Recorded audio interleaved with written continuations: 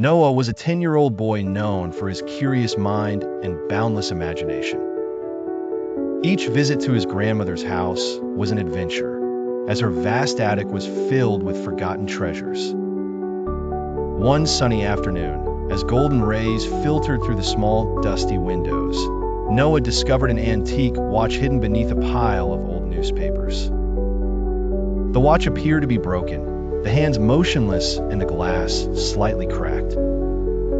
Yet, Noah felt a strange attraction to it. Determined to learn more, he began to carefully wind the mechanism. Suddenly, a soft and magical melody escaped from the object, and the attic seemed to fill with sparkling light.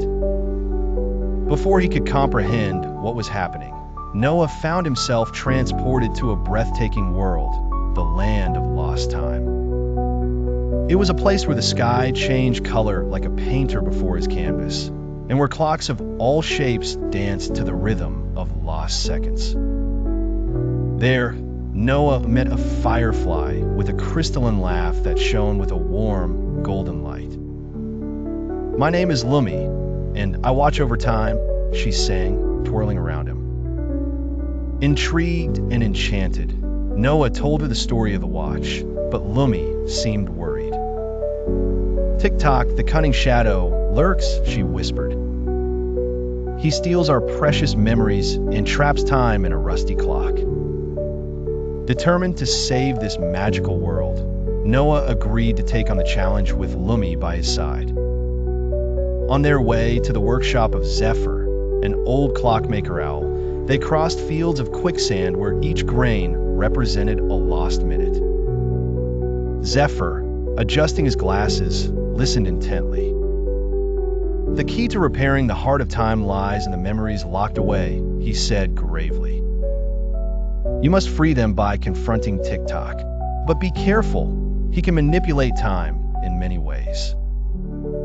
Armed with courage, Noah and his friends entered the dark lair of Tick-Tock, an old tower where the walls were lined with stolen memories. The laughter of children echoed like a sad melody.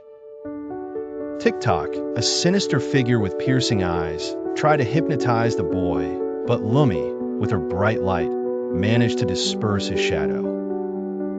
In a flash, Noah hurled the watch towards the shadow, and the rusty clock containing the memories began to vibrate. The hands started to turn again, and the laughter intensified until it became the symphony of time regained. With the heart repaired, the land of lost time returned to its splendor. Noah then understood the importance of every moment and how clinging to the past could rob one of wonderful present seconds. Upon his return to the attic, the watch lay quietly among the newspapers. This adventure had taught him to cherish every minute, to live fully in the here and now.